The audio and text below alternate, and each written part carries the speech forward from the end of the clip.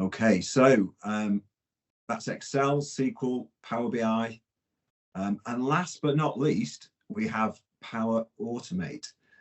If people remember doing simple macros, then Power Automate is effectively a turbo-powered version of that. And Power Automate is a great tool for working with Excel, Teams, SharePoint, and many other applications. Gareth and Paul will now take us for a drive in this turbo model. Over to you, Gareth. Thank you. You've obviously not heard how bad I am at driving, Jason. What I'll do is I'll share my screen now, just get the presentation up for everybody. Okay, so it's working. Screen. There we go. Excellent stuff. I don't know if you want to start, Gareth. Yeah, absolutely. I'm Gareth Jones. I'm one of the costing development managers at Manchester University Foundation Trust. My background is that for 20 years I was in clinical coding in a number of different roles.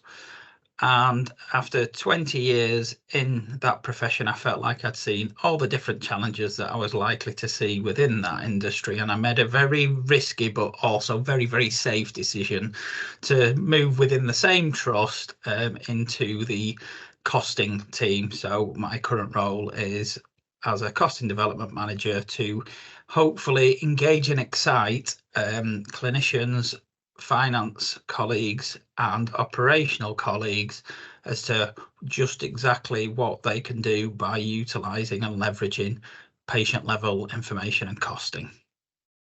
Excellent. Okay, thanks for that, Gareth. My name is Paul Ingham. I'm the Finance Systems and Improvements Manager for the NHS BSA. I've been part of the NHS BSA since 2014, working in the finance shared services area.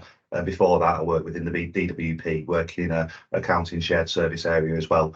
I'm really interested in Power Automate and the way we can use the tool to sort of transfer data and also manipulate that data and sort of give outcomes, take away that sort of human intervention. So today, hopefully, we can go into a bit more detail about how we can do that. So the next slide was just to sort of like highlight that all the software that we've actually talked about today's session is actually within the Power Automate framework. So just a bit of context on what Power Automate does is it'll take steps and actions from a trigger, and from them actions it'll complete outputs basically. So what I thought I'd do, like this slide just shows the actual different connections, but if you actually go to the website itself, I've just got this web page open. When you go to the Power Automate workflow, you've got the new designer view, which is something I'm just getting familiar with, but you can just switch to the old one if you want to. Just a second, let me switch back. And I'm going to keep the new designer on. Save and switch. Switch about saving. Okay, and then I was just going to show you basically when you go to add an action, if you type in say Excel, it'll give you a list of all the actions and triggers that you can do. So you can create a table, you can create a worksheet, you can get a row from the information within there using search criteria, etc., etc. And then obviously with SQL, you've got a very similar types of interactions where you can get the rows of data, you can get information from there, you can transform that information using Power Query as well. And then you've got the actions for Power BI as well. So these are where you can auto refresh data sets that you have on a regular interval when you're expecting data to be imported from, say, another workflow or something like that. So they're the three main pieces of software that we've gone through.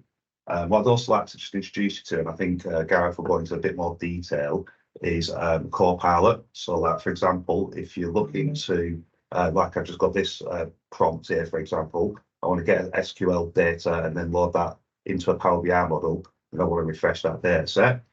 So if I just press enter on that, and Copilot is going to be available in all applications within Microsoft. I think depending on your organisation will be dependent on how they're going to roll that out, and that'll be a conversation within your own organisation. But what this will do is it'll actually create the connection for you, and then you can go in there and just update the parameters yourself. So that's an example of using some of the SQL data, loading that into Power BI, and then it will refresh the data set. But you can expand on that prompt. So, for example, I could say I want to create an Excel document in a SharePoint location. I want to create a table within it, and I want to call it, I want some columns, and then I want to add a simple row of data to the table, and then I want to send an email and put it in Teams. I press that. And this is like using templates, if you will, which we'll go into in the working example later on. And I think templates are good because they give you the inspiration and ideas as well. But you can see the Copilot is actually produced that workflow. Again, you just go in and amend them parameters. And so that's going through that particular bit. So I think I've covered really how we integrate with Power Automate with other pieces of software. So I'll hand you over to Gareth, who's going to probably expand a bit more on the ChatGPT and the Copilot stuff. Yeah, so thank you for that, Paul. I think it's worth reflecting that since the last time that we did the possible session, the world of work has moved on, or at least it's got the potential of moving on now. It may or may not have been the case in your organization or in your team. There's different uptakes of different technologies, isn't there? But I think it's worth reflecting that some of the AI functionality, and Copilot is one version of some of the AI being artificial intelligence, is kind of working its way into our daily work without us necessarily realizing that it is AI. So, for example, in the Excel session, what you may have been able to see had they expanded the pane to the right of the screen is that quite often within Excel, you can click on a button that says Analyze Data, and you will get a series of different charts pop up on the right-hand side of the page that can give you insights that the AI-powered Copilot element of Microsoft can actually look at the data and go, this looks to be something that is worthy of your attention. And then you can very quickly press a button underneath it that says Insert Chart.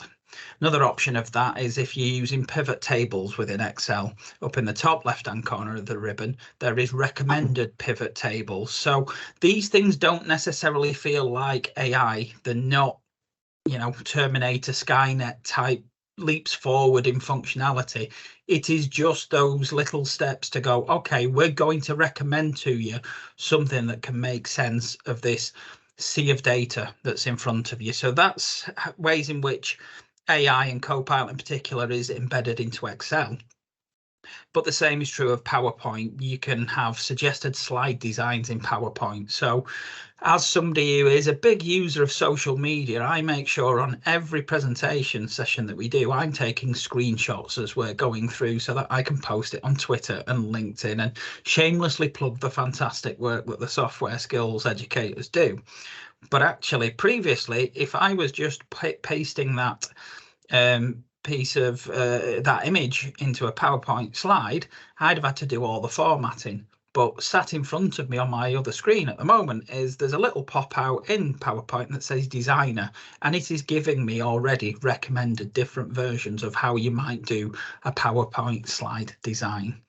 So that isn't the full functionality of Copilot, because Copilot, you can actually, much like Paul has just done in the prompt there, you can actually feed a Word document into it and say, okay, give me a 5-slide PowerPoint deck with lots of visuals and few words, and you can put that prompt in and Copilot will create from your Word document that PowerPoint slide deck for you then to go in and edit, but it takes a lot of the formatting out of it for you. So again, it's that thing of how heavily do you want to use AI? How heavily do you want to use your own human brain? And it's that measure of kind of division of labor. Do I do the awkward fiddly parts using AI, and then I'll do the final refinements myself? So those are different examples of how you can use the different AI functionalities within the Office suite. Same with Word documents. You can ask Copilot to reword a document that you've already written. So why am I even banging on about Copilot and ChatGPT and AIs? Well, there's something worth reflecting on. What does it mean for Power Automate? So it doesn't overtake Power Automate, Power Automate just becomes a little bit easier to use. It was already a low-code approach to process automation. You didn't need to know programming language in order to do it. And you could utilize those templates that we're going to show you further, or you can now use that prompt to get you a starting point for an automation. And that is what ChatGPT powered AI will do for you within Microsoft. It allows you to do a natural language expression to describe what it is you're wanting to achieve. And then it'll either write a template for you or point you to an existing template that can meet fully or in part the automation that you're wanting to achieve. So that's what Copilot means for Power Automate. However, and I cannot stress this point enough, and I sort of, in my gushing praise of Naheem, was also kind of laying the groundwork for this final little paragraph here, is to say automation only makes sense for processes that are defined and repetitive, and making sure that the processes that you want to automate make business sense is where you need to be, because ultimately automating poor process only helps you to achieve a poor outcome more quickly. And I think that's the thing that I really want to labour the point of, is to go, we have got so many processes that have been in place for so many years in lots of our organisations because it was the case and it was needed at a point in time. And very often the biggest step forward when you're looking to try and automate more processes is the triaging and the quality control you do, because it's the first time you've looked at that specific process in probably several years. And I think a big part of it is that there's maybe 20% of your processes that you can actually automate using Power Automate or any form of robotic process automation. But the discipline of having gone through those processes and saying, actually, we could do this in a better way, whether we end up automating it or still keep it as a more refined manual process, the actual discipline of going through and thinking about it is the biggest possible value that you can get out of looking at whether you can automate processes. So I think I've laboured that point well enough now, and I will pass you back over to Paul to show you how to actually do some of that. Yeah, no worries. Yeah, that's right, Gareth. You know, looking at like the customer's perspective, like Naeem mentioned in several of his examples and stuff, it's important to understand what the business needs are and what you're trying to achieve, and I do that by, you know, doing the as-is process mapping and then working with stakeholders to develop that to be view. So moving on to the example we're going to do now. So it's the Power Automate example. So what I wanted to do is just show you that you don't just have to use Power Automate within the browser that I've just shown you. You can actually instigate that from your actual Teams view if you want to. And I'm going to showcase a specific example that I found, and I think this is a really useful use case for it as well. What you can initiate within a chat group to actually create a meeting within that chat group. So without further ado, what I'll do is I'll go to the video. So what I'll do is I'll actually have to go to the actual workflow itself, because I'm in there anyway. Oh no, it didn't work last time. I'll do it on this one because it didn't work when I tested it. So basically, when you first log into Power Automate, you're going to have to configure it. So you just got to put in these steps. So I did this walkthrough on the NHS guest thing. So I had to set it all up. So once you've set it up and you're able to sort of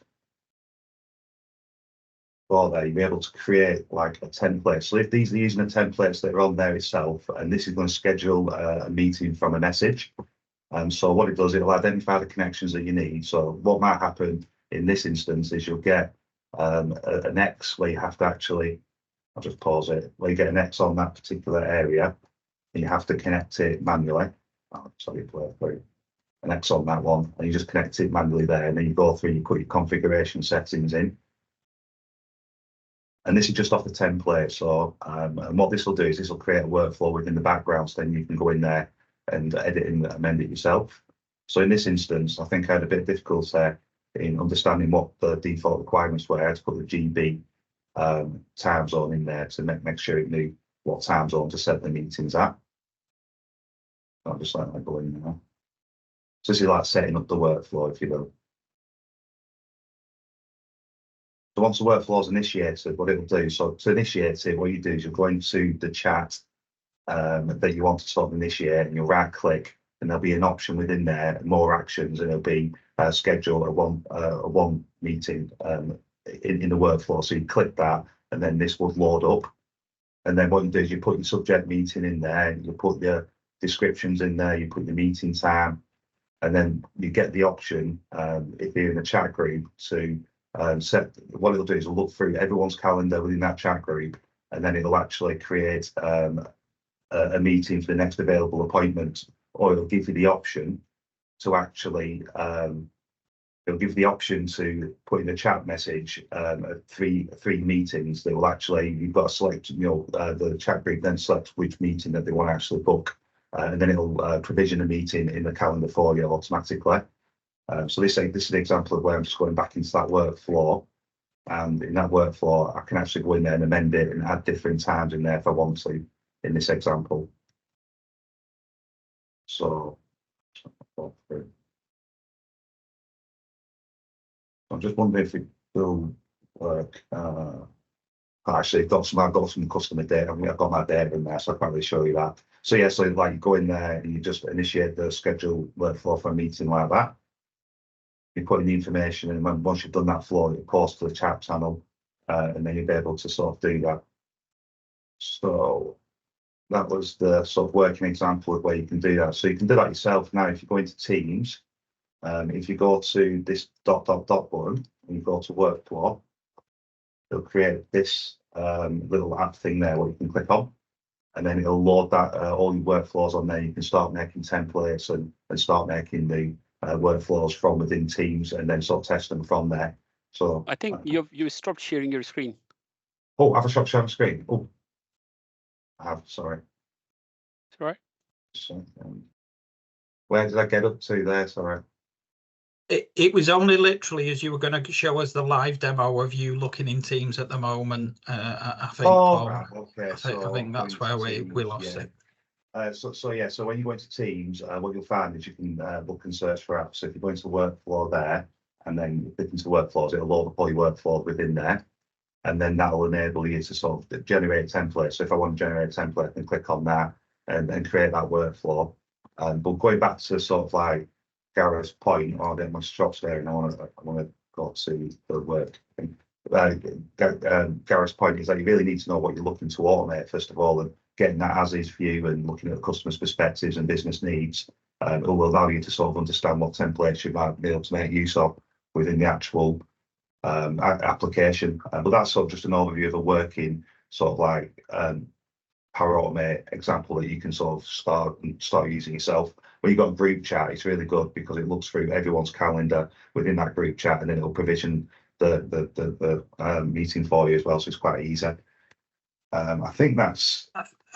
I think one thing I'd want to point out at this point in time, we've done that classic thing of myself and Paul have used this quite a lot, so we're just diving straight into the terminology. Yeah.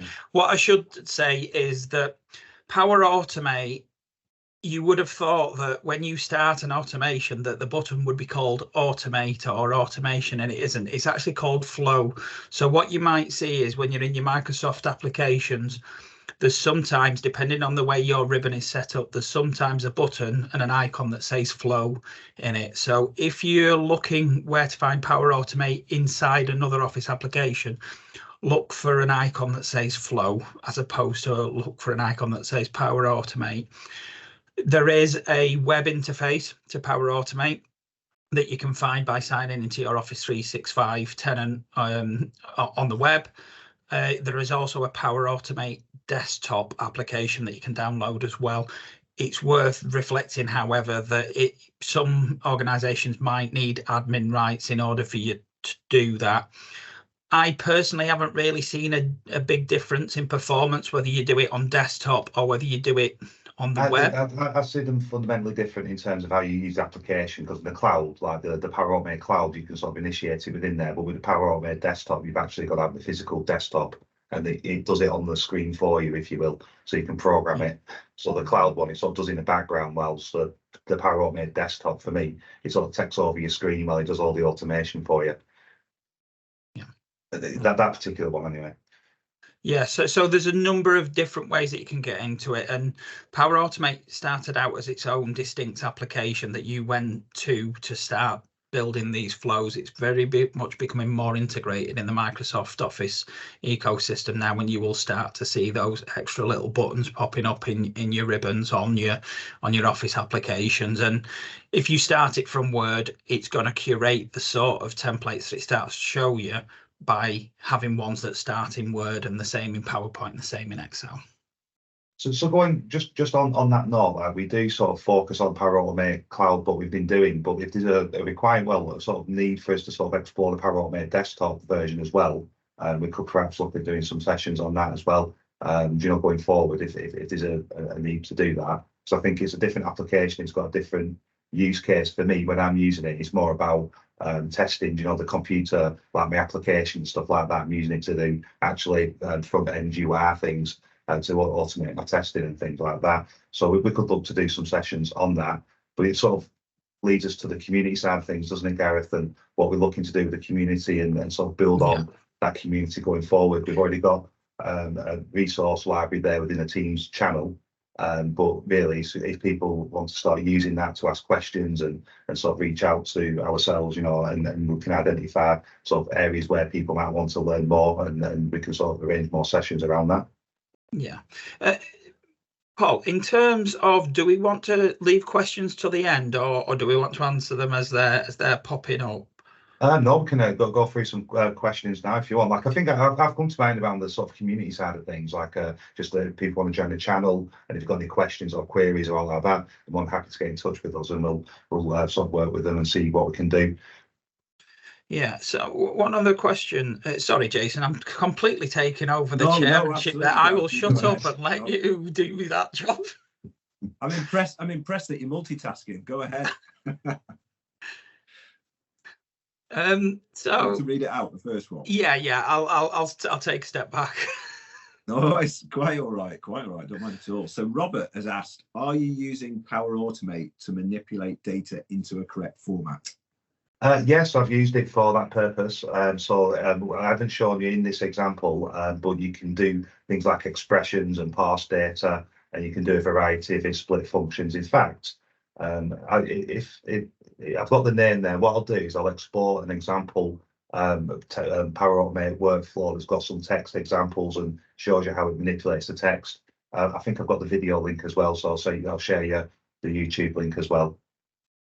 But yeah, you can do it. It's all stepped out, and you just got to think about how a human does it, and then what you do, you just step out the steps in that process, and you know, you just got to think the robot's got to do everything that human does, and that's where capturing the as-is process is really valuable, because more often than not, when you get someone to explain a process to you, they just tell you like the A, B, and C, and there's more steps than A, B, and C. They just don't know they're doing it. It's like driving a car, isn't it? You just don't know like how much you're doing to actually drive that car. So that's why you really need to look at the process. But yes, you can manipulate data. And I think it would be worth reflecting at that point in time, and this is kind of the point that we started with, is that Power Automate can work alongside the other applications that and softwares you've been shown today. So actually, Power Automate may be the best option to manipulate that data. If it's something that's in Excel, it may very well be that you utilize Power Query to do that cleansing of that data first before you even include Power Automate to then start a workflow across different applications. And I think that's the biggest thing for me from watching all of these sessions today, is that each of these softwares are very, very powerful in their own rights, and you might be able to do a workflow in multiple different ways. It's just making sure that you're saying, actually, that thing that I want to do with that Excel data probably is best sat in Excel. Let me fix it there, and let me start my Power Automate flow by saying only take that data at a certain point during the day when you know that the other process has already taken place, if that makes sense. Man, Thanks, Gareth. Thanks, Paul, for that. Another question from Gopa Kumars. Can we use offline data files in Power Automate? Oh, this is a good question. Now, when you say offline, this is where the Power Automate desktop would really come in handy, because that's where you can use the desktop application to sort of grab offline files. So to overcome that situation, what I've tended to do is I'll create the shortcut links within my, I think it's within your File Office Explorer, and I create SharePoint links. So then I can just load the data directly into a SharePoint, and then you can use the SharePoint links actions within the Power Automate to do your automations. But if it's always going to be offline, for example, you probably want to be looking at using Power Automate Desktop to do that manipulation for you. It's got extra little tools in there as well for Excel sheets, what you can do within Power Automate Desktop that you can't do on the cloud platform. I think the reason that we've mainly talked about the cloud version is that it's the most available. Definitely, it's definitely the one to be using. They've both got good use cases, but the Power Automate Cloud is definitely the one that people should be focusing on if they want to sort of get into this realm, because it's all online, it's accessible, and there's so many actions that are being developed for it. And presumably you use one or the other, is that right? No, you can use a combination of both. Okay. With my account, I've linked in the Power Automate workflow. There's the tabs. So you've got your online workflows, and you've got your desktop workflows, and then you've got your business rule workflows or something like that. Now, what you can do is you can pay for an additional subscription, so you can run then Power Automate desktops on a server in the cloud, but that's going into like a premium version that you'd have to get. Okay. Great, thank you for that. We've got a question from Adam. Hiya. Is it worthwhile getting the premium license or not? Good question. Go on, Gareth. What I can say is I got away with using free for years when I've been using it. I recently did get the premium one, and I found that I did have a couple more capabilities, like you can use APIs. Now, I think it's identifying the use case for yourself. If you're finding that more often than not, when you're doing a search on the actions, they've got a little diamond in there, and that's preventing you from doing your job, it might need you to get a premium license. But what I do first of all is explore all the free ways of doing it, if you will. And make use of ChatGPT, like Gareth sort of signposted. It's a really good research tool, and I feel it's even developed me and my understanding and abilities, just because I keep asking questions and he keeps answering it. It just develops my knowledge. So I'd encourage you to use ChatGPT. It's very aligned to Microsoft's OpenAI as well, so it's got a very good library of support files for some reason. It seems to know everything about any Microsoft product that I ask it about. Anyway, it's amazing. The reason I chuckled is that I'm a Yorkshireman, Adam, and I would always say don't pay for something unless you've squeezed every single bit of value out of the free version, and I think that's what it's always got to be about for me. Well, and we do call it a free version, but it's not a free version really. It's free because we've got the E3 license. It's actually, if I wanted to as a person off the street use it, it would cost me a lot of money. It just comes with our package. So we call it free. It's not really free. We're still getting quite a good piece of software. It's just within our licenses that we have within within the NHS.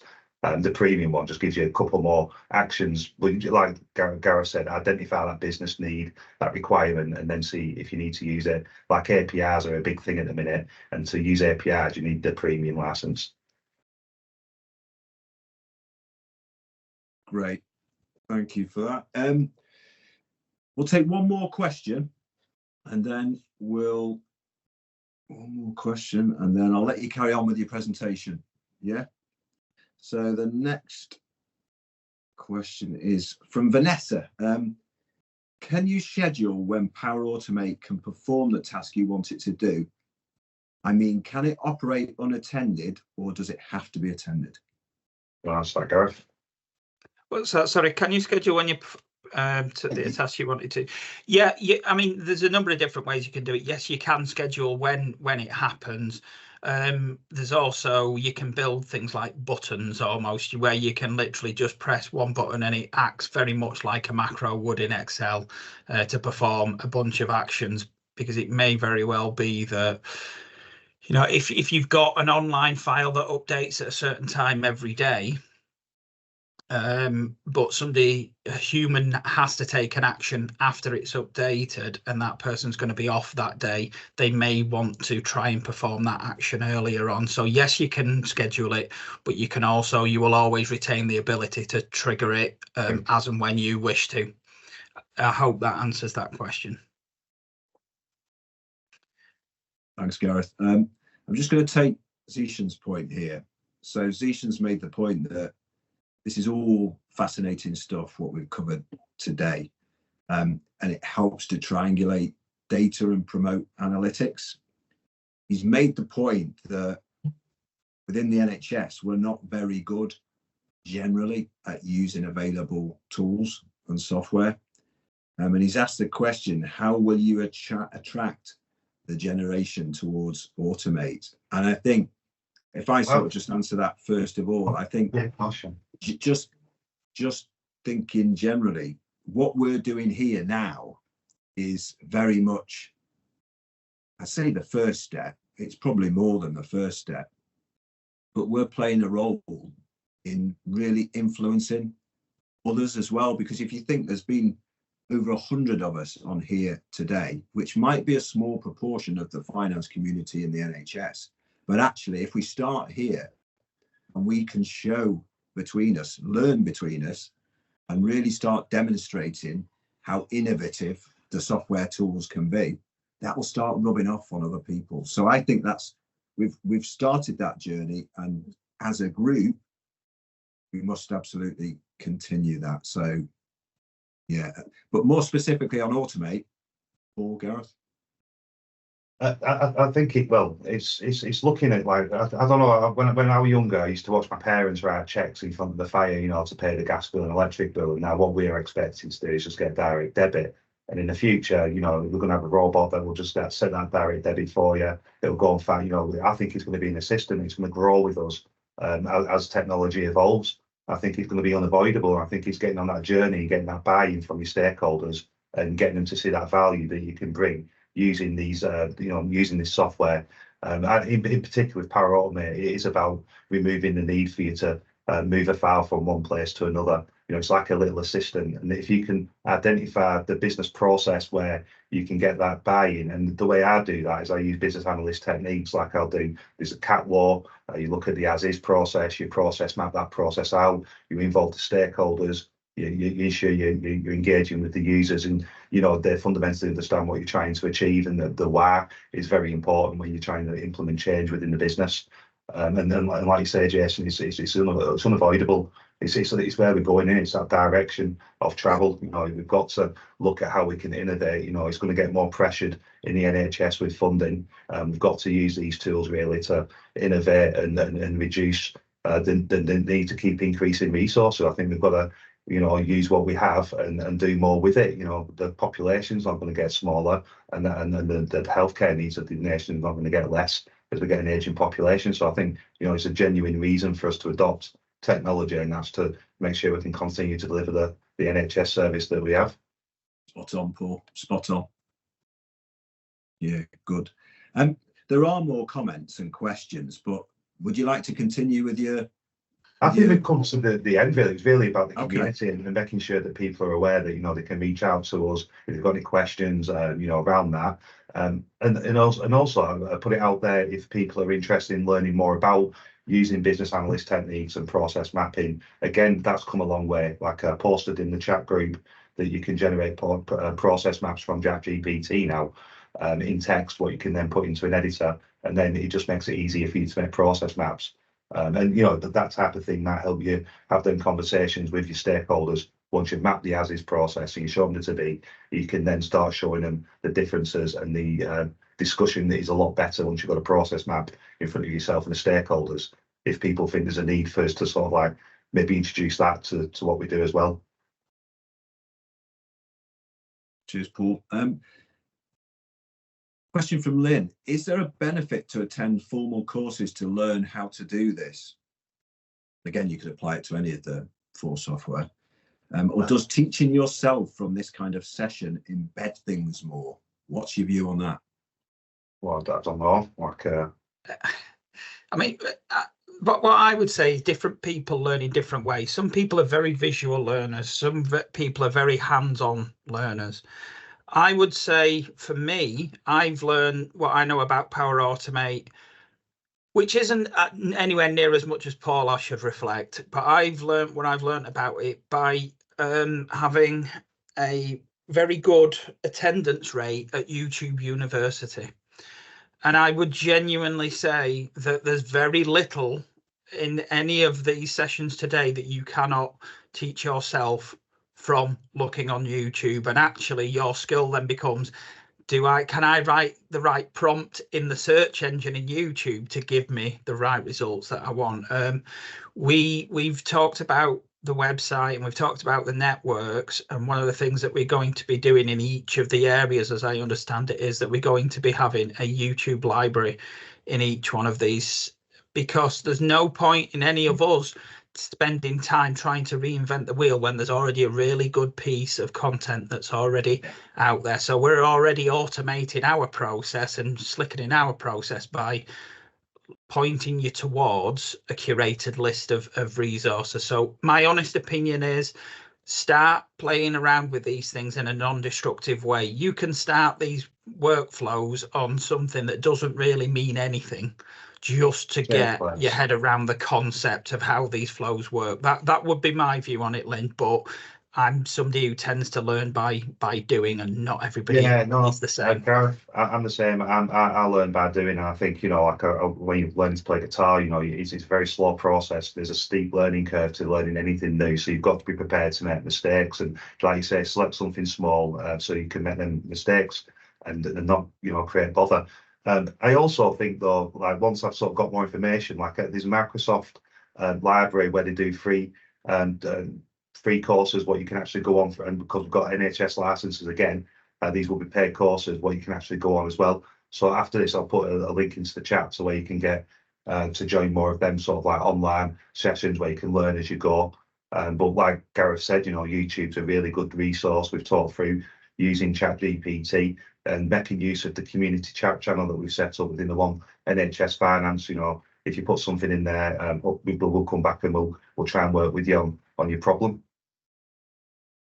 Great stuff. Thanks, guys. And I suppose the only thing I'd add to that is many of us are probably, or have the opportunity to use the skills development networks that exist across the regions.